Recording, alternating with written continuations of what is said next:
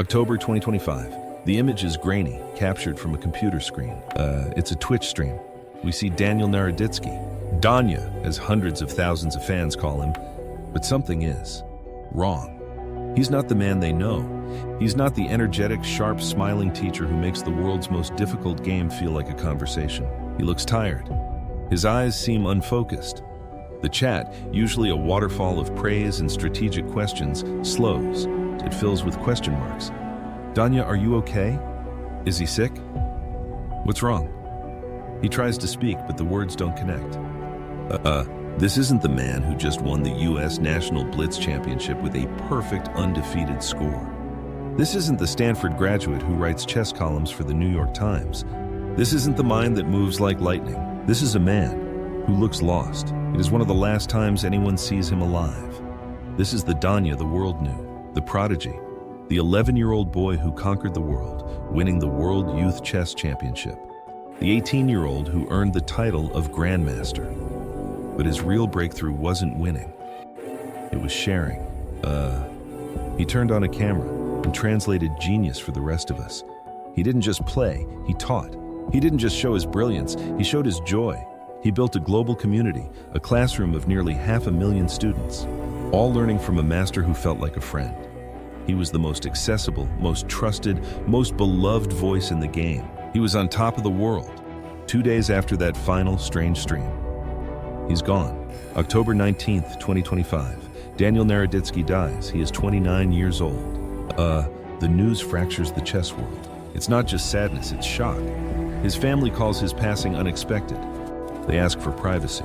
They do not give a cause of death. But the internet does not respect silence. Into that vacuum of grief rushes a storm of speculation, a storm that had been brewing for over a year. The voice of one man, Russian grandmaster and former world champion Vladimir Kramnik, cuts through the mourning. Kramnik had spent Danya's final year publicly, relentlessly accusing him of cheating. Now, with Danya dead, Kramnik doesn't stop. He tweets, "Don't do drugs." He calls for a proper investigation. He points to that final stream as proof of a dark secret. How? How can these two things both be true? How does the most brilliant, most celebrated educator in chess die alone at 29 under a cloud of suspicion he fought desperately to escape? Was he a victim of a brutal public campaign that destroyed his mental health?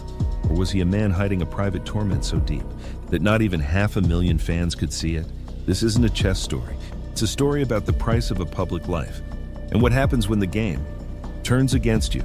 This is the real story of Daniel Naroditsky. To understand Daniel Naroditsky, you have to understand where he came from. Not just a place, but an idea. He is born in San Mateo, California. The year is 1995. His parents, Vladimir and Lena, are Jewish immigrants. They carry the intellect and the drive of the old world, from Ukraine, from Azerbaijan, and the hopes of the new. Their home is not a place of idle play. It is a house of books, of music, of discipline. It is a place where potential is not just encouraged, it is expected. Chess does not enter Daniel's life like a thunderbolt. It enters, as he later said, as a gradual process. He is 6 years old. There is a children's party. His older brother Alan brings out a few board games to pass the time. One of them is a chessboard. Their father, Vladimir, sits with his two sons. He shows them the pieces. How the pawn moves one way, but captures another. How the knight jumps in an L. How the queen can go anywhere. For Alan, it's a game. For Daniel, it is a language. It's as if he were born knowing the grammar. The pieces, the patterns, the infinite logical possibilities. It all just makes sense. He doesn't just see the board in front of him. He sees 5, 10, and 15 moves into the future. He sees a world of pure, cold, beautiful logic. And in that world, he is in complete control. The gradual process accelerates. Fast. He starts playing. He starts winning. Other kids are learning to ride a bike. Danya is learning the Sicilian defense. He enters his first tournaments. He's a small, serious kid with deep, thoughtful eyes. He's playing with children his own age, and he's beating them, easily. So he starts playing with older kids, teenagers. He beats them too. At age 10, he became the youngest player in history to win the Northern California K-12 championship. Think about that. A fourth grader playing against high school seniors and winning. The gap in physical size is comical. The gap in mental acuity is terrifying. The word prodigy begins to follow him. The next year, he's on a plane. He is 11 years old. He is representing the United States at the World Youth Chess Championship. He is playing the best 11-year-olds on Earth. From Russia, from India, from China, kids who have been training in state-sponsored chess academies since they could walk. And Daniel Naroditsky wins. He is the World Under-12 champion. The label is no longer prodigy, it is champion, the next great American hope. The heir to Bobby Fischer, and with that title, childhood, as other people know it, is over. The house in San Mateo becomes a command center.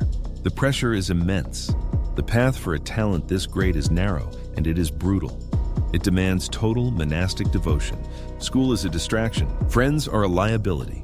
Life is the 64 squares. But Daniel is different. There is a part of him that fights this, a part of him that wants to be normal. While his mind is calculating complex endgames, his heart is curious about the world beyond the board. At age 14, he does something unheard of. He doesn't just play chess, he writes about it. He publishes his first book, Mastering Positional Chess. He's a high school freshman, and he is publishing a high-level theoretical work for other masters. This is the moment, the big bang of his entire life. Two Daniels are born at once, Daniel the player and Danya the teacher.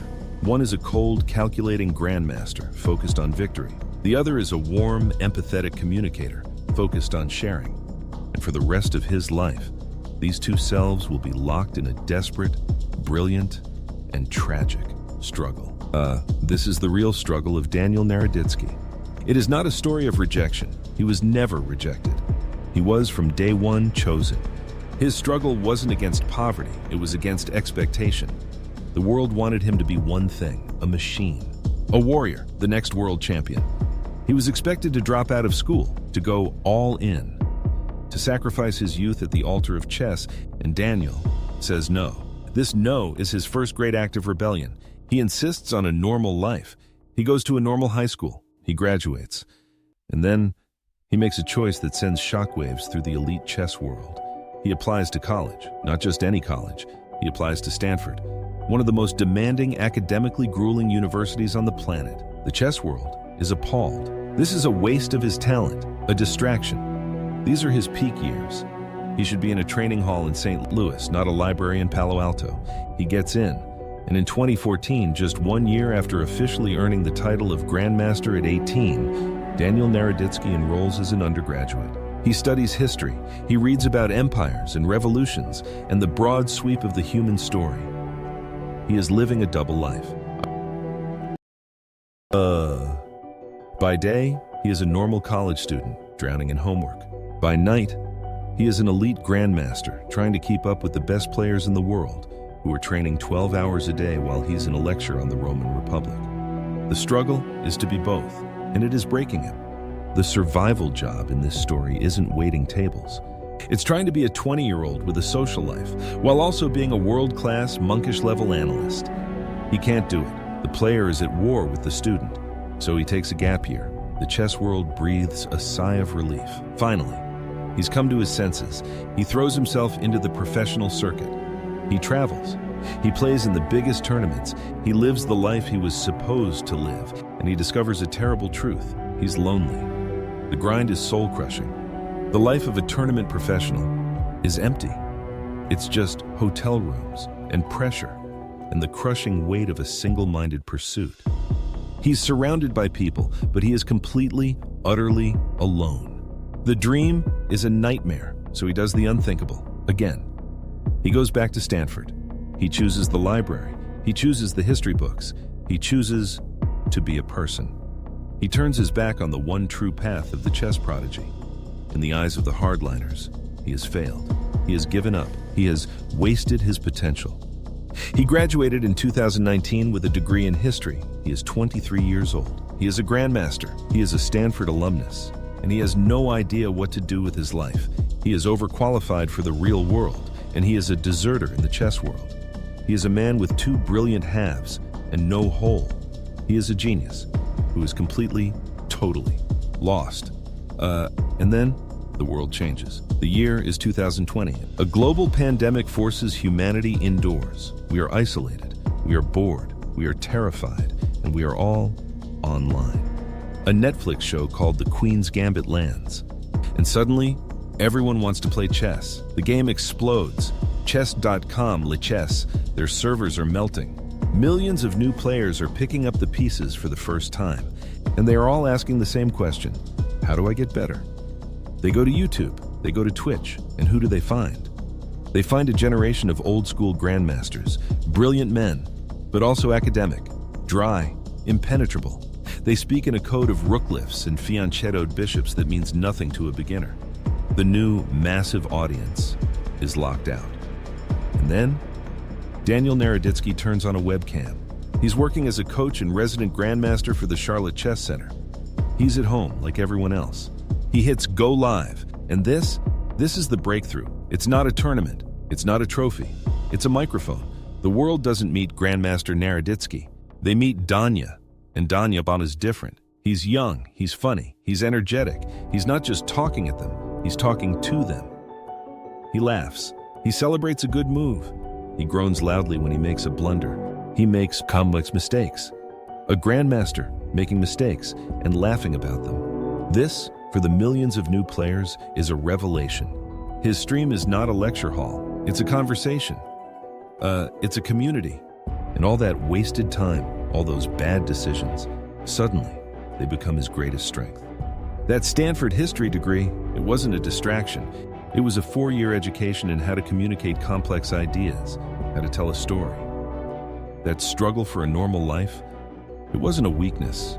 It was what made him relatable. He's not some chess alien. He's just a guy who happens to be a genius. Danya is the bridge.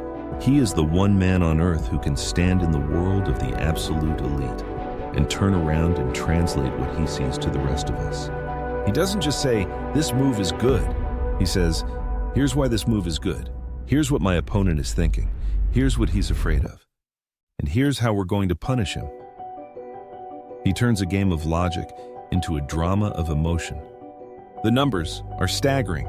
His YouTube channel, his Twitch stream, they are not just growing, they are exploding. 10,000 subscribers, 50,000, 100,000, 400,000. He's not just a streamer, he is the streamer. He is the voice of the new chess boom. He's commentating for the biggest events. He's writing puzzles for the New York Times. He's creating educational content for chess.com. He has, in the span of 18 months, become one of the most powerful and influential figures in the entire sport. He didn't just find an audience, he created one. And here is the beautiful, perfect irony. The moment he lets go of the pressure to be the player becomes terrifying. Freed from the crushing weight of expectation, he is just playing, and his play is fast, it's creative, it's ferocious, it's fun. He's not just Danya the teacher anymore. He's Daniel Naroditsky, top 25 blitz player on earth. He's climbing the rankings. He's beating the best of the best. In 2021, he took down the world number 2, Fabiano Caruana. In 2023, he shatters the 2700 FIDE blitz rating, a barrier most GMs never touch. He has done it. He has synthesized the two warring halves of his soul. The player and the teacher are finally one. He is at the absolute, undisputed peak of his life. He has fame, he has respect, he has a community that adores him. He has a career that he invented. He is 27 years old. He has everything. He is standing on top of the mountain, and he is about to be pushed. This is the sound of genius in the 21st century. This is Daniel Naroditsky at his peak. The Danya who teaches is patient. The Daniel who plays is a killer. He is a hurricane of intuition. While other grandmasters are deep in calculation, Danya just knows. He sees the patterns. His hand moves, his mouse clicks, and the position is won. He is now, by every metric, one of the most dangerous players on the planet.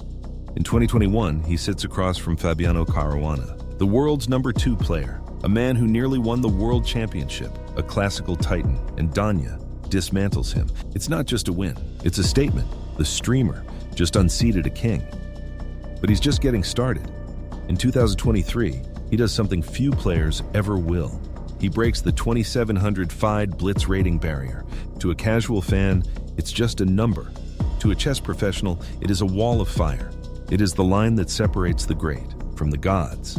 It's the equivalent of a 200-mile-per-hour fastball. It means you are in the absolute, rarefied top 0.001% of all human beings who have ever touched a chessboard. He is no longer just Danya the teacher. He is, undeniably, Daniel the elite. And then, 2025, the US National Blitz Championship. He doesn't just win the tournament, he laps the field. He plays 14 games, he wins 14 games, 14 wins, 0 losses, 0 draws, a perfect, pristine, impossible score against the best players in the nation. He is, at this moment, the undisputed king of American blitz chess. He is at the absolute zenith of his powers. He has done it. He has achieved the impossible. He has become both the world's greatest teacher and one of the world's greatest players. He is the ultimate ambassador, the ultimate competitor. He is a Stanford graduate, a New York Times columnist, a beloved icon, and a reigning champion. He is 29 years old, and he is perfect. The stream ends. The red live button goes dark. The cheering of 10,000 subscribers in the chat vanishes, and the room is silent. Danya is gone. Only Daniel is left. This is the human behind the icon. This is the paradox of the modern celebrity. He is one of the most connected people on the planet. He speaks, and 500,000 people listen, and he is profoundly, crushingly alone. The Danya persona, the boundless energy, the infectious laugh, the superhuman patience, is a performance. A brilliant one, an authentic one, but a performance nonetheless, and it is exhausting. Imagine it. Every day you must be a genius, and not just a genius, a nice genius, an engaging genius. You must perform your intellect for hours, live with no script, no safety net, while thousands of people judge your every move, your every word, your every breath. In 2024, the first cracks appear. He tells his audience he is stepping away from classical over-the-board chess. He cites his mental health. He is burned out. The man who translates the most complex game in the world for everyone else has no one to translate for him. He is the bridge, and he is collapsing under the weight. He is trapped by the very persona that made him a star. He has to be Danya. He has to be the nice guy. He has to be a brilliant teacher. So when the attack comes, he has no armor left. It begins in 2024. It doesn't start with a formal accusation. It starts with a whisper, a blog post, a concern. The voice is not from a random troll. It is from a god, Vladimir Kramnik, former world chess champion, a legend of the game, a man whose name is etched alongside the all-time greats. Kramnik, in his retirement, has become obsessed with a new opponent, online cheating. He begins investigating. He posts spreadsheets, statistical charts, analyses. He claims the accuracy of some online players is non-realistic, statistically suspicious, and his focus lands squarely on the most popular streamers in the world, on Hikaru Nakamura and on Danya. This is not a simple accusation. This is a mortal wound. In other sports, cheating is using a substance to make your body stronger. In chess, the allegation is that you are not the one playing, that your mind is a fraud, that your genius is a lie. Kramnik points to Danya's games. Too accurate, he says. He points to Danya's stream setup. He's looking at a second screen, he insinuates. For Daniel Naroditsky, this is an existential crisis. His entire career, his entire life is built on two pillars, his intellect and his trust. He is the world's teacher. He is the good guy of chess, and a former world champion is now calling him in public a liar and a fraud. He is trapped. If he ignores it, the silence is read as guilt. If he fights it, he gives the allegation oxygen. He has no choice. He fights. His first response is the player's response. Logical, calm. He releases a detailed video. He walks the world through his setup. He shows what he's looking at. It's not a hidden chess engine. It's his streaming software, his chat, the mundane tools of his trade. He explains, as a teacher, why Kramnik's statistical analysis is deeply, fundamentally flawed. He proves his innocence, but it doesn't matter. The accusation is the conviction. The scandal is all anyone talks about. And then the human response, the mask of Danya the teacher, cracks. On a stream, he is raw, he is emotional, he is furious. This isn't a grandmaster speaking. This is a 28-year-old man being publicly crucified. And he says the words that will echo through the chess world. He is worse than dirt, worse than dirt. The pain is visceral. You can hear it. The nice guy is gone. Because the man he is describing is systematically, day after day, destroying his reputation. The wider chess world, the federations, top players, they side with Danya. They know Kramnik's crusade is a witch hunt. They know the data is meaningless. Chess.com, the platform itself, publicly states there is no evidence of Danya or the other accused GMs ever cheating. But the damage is done. The demon is loose, and the demon is doubt. Kramnik's allegation gives a voice and a license to every troll, every jealous competitor, every cynic on the internet. Now, when Danya plays a brilliant, impossible game, the chat isn't just, wow, Danya. It's Kramnik was right. Engine. Cheater. Now, when he loses a game, the chat is, see, he turned the engine off. Not so smart now, are you? He is trapped in a perfect, inescapable psychological prison. His own brilliance is now the evidence against him. The better he plays, the 2700 rating, the 14-0 championship, the more statistically suspicious he becomes. His success is now his poison. He is at the absolute peak of his career and the absolute bottom of his life.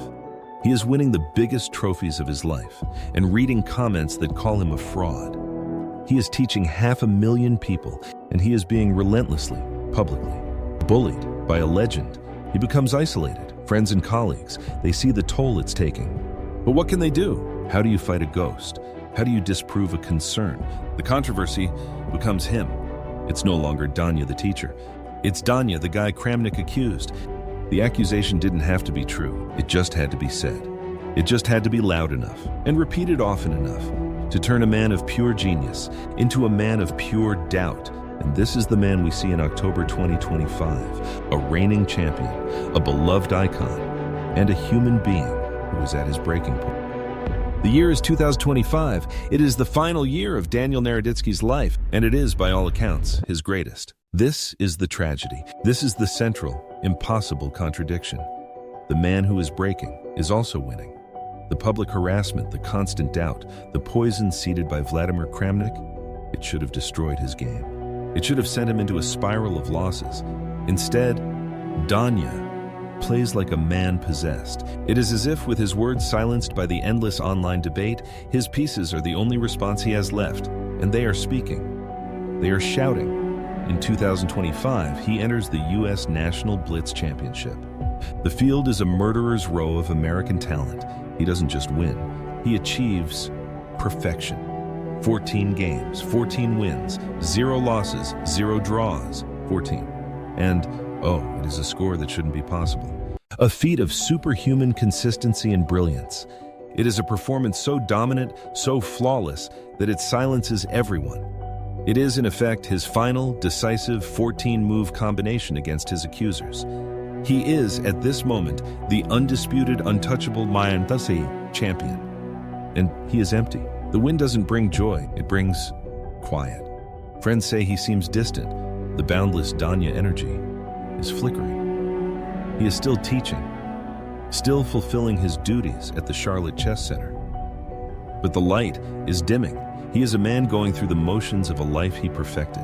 October 17th, 2025. He uploads his last video to YouTube. It's a lesson. He's teaching, just as he always has. He's calm, he's professional, he's Danya. For nearly 500,000 subscribers, it's just Friday's video. They have no idea it's a goodbye. Then there is the final stream, the one that will be screenshotted, analyzed, and debated for years. The one that will become the Zapruder film of the chess world. He appears on camera. This is not Danya the teacher. This is not Daniel the champion. This is just Daniel. And he is in pain. He looks disoriented, tired. His eyes are hollow. He struggles to find his words. He seems confused by the game in front of him. The chat begins to panic. Danya, are you okay? Please, Danya, get some sleep. Is he on something? The questions fly. He can't answer them. His great rival, Vladimir Kramnik, is watching. He sees this moment of profound public vulnerability, and he sees it as vindication. He posts on social media for the whole world to see, looks like something very else than sleeping pills.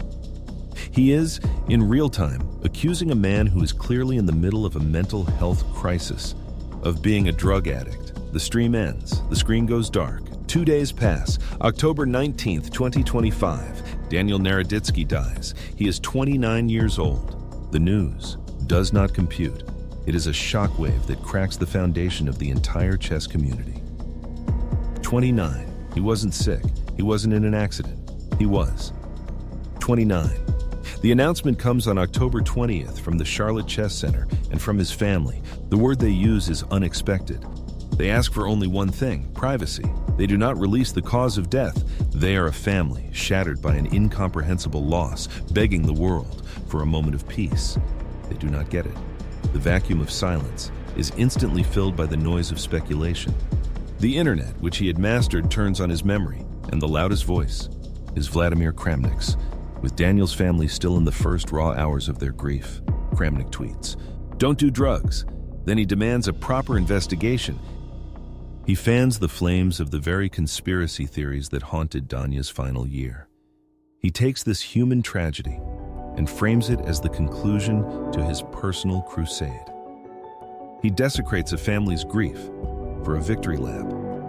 It is perhaps the cruelest, final, unforgivable move in a game that Danya could never ever win. But then something else happens. The real community responds. The hundreds of thousands of people who truly knew Danya, they find their voice. And their voice is a roar of grief. Hikaru Nakamura cries. Levon Aronian, another legend, is visibly shaken. "It's painful for everyone," he says. The Charlotte Chess Center is a place of mourning. The children he taught, the young players he mentored, are lost. The entire 2025 US Chess Championship begins with a minute of silence. The strongest players in the nation stand, heads bowed, for the champion who will never play again. The trolls go silent. The sheer overwhelming human weight of the loss crushes the speculation. The world, finally, and far too late, remembers who he was. So who was he? What is the legacy when a life is cut so short, so tragically? Do we remember the 14-0? The 2,700 rating? The win against Caruana? Yes, that is the legacy of the player. That is the final, permanent answer to the allegations, the proof, the record carved in stone that his genius was real, that he was and always will be one of the greats.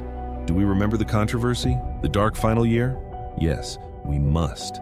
That is the legacy of the human. It is a brutal cautionary tale about the price of public life.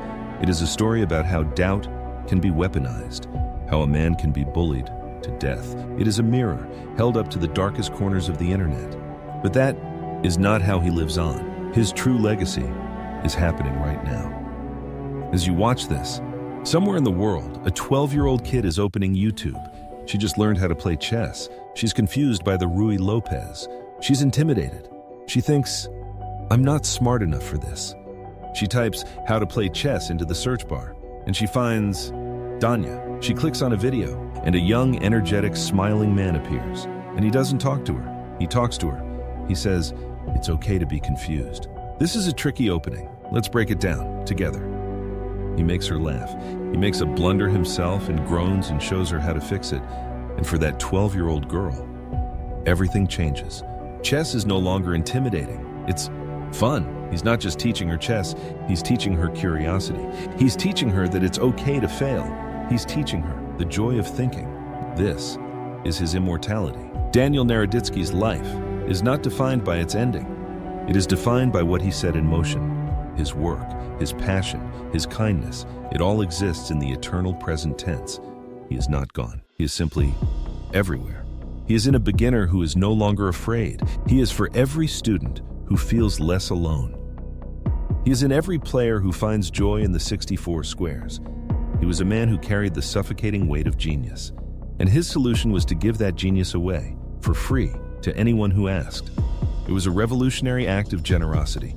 His life was a paradox. He was a champion, who was a teacher, a genius, who was a friend. He was surrounded by millions, and he was tragically, devastatingly alone. Both things, always true. We will never fully understand the pain he carried, But we can and we must celebrate the gift he left behind. A gift that doesn't die, a gift that multiplies. His mission was to make people feel less alone. And in that, he succeeded 1,000,000 times over. So who was he? At the end, who was Daniel Naroditsky? Was he the champion? The 14-0 assassin? The man who achieved a perfect, impossible score? A final, silent, and devastating refutation of his critics? Was he the 2,700-rated blitz mind? A force of nature that moved like lightning? A player who saw patterns in the universe that the rest of us can never, ever comprehend?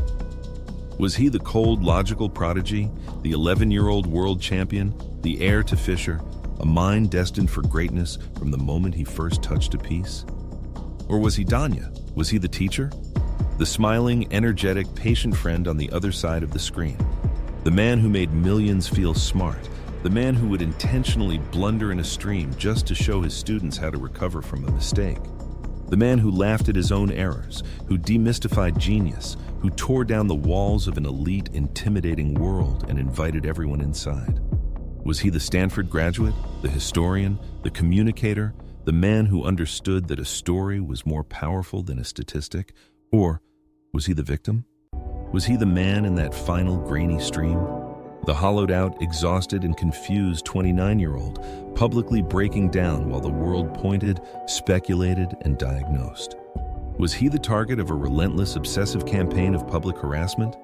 A man whose reputation was methodically, cruelly, and baselessly destroyed day after day by a legend he once respected? Was he, in his own rage-filled, heartbroken words, simply a man who had been treated as worse than dirt? Who was he? The champion? The teacher? The victim? The truth is that he was all of them. The tragedy is that the world, and perhaps even he, believed he could only be one.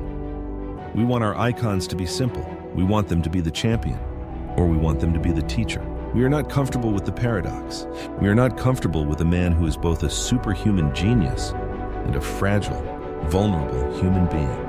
We are not comfortable with a man who is both brilliant and broken, generous and angry, a public icon and a private soul in agony. Daniel Naroditsky was all of these things, always, simultaneous. He was a man who loved a game of pure, cold logic, and he was forced to live in a world of pure, chaotic emotion. He was a man who built a career on truth, and he was destroyed by a lie that didn't even have to be proven. It just had to be loud. It just had to be repeated. In 2022, long before the controversy reached its peak, Daniel was asked about his philosophy, about the game of chess. This is what he said: "The great thing about chess is it's a game for oneself. You don't work on what you can't control, you just work on yourself." And I think if more people did that, we'd all be a lot better off. He didn't get that chance. He was the master of the world. He could control the 64 squares, but he was consumed by the world. He couldn't control the whispers. He couldn't control the blogs. He couldn't control the obsessive crusade of one man. He couldn't control the algorithm that rewards conflict over truth. He preached working on oneself, and he was torn apart by the work of others. That is the unbearable tragedy of his death, but it is not the story of his life. His life was a testament to his other greater truth. He said chess was a game for oneself, but he lived his life proving the opposite.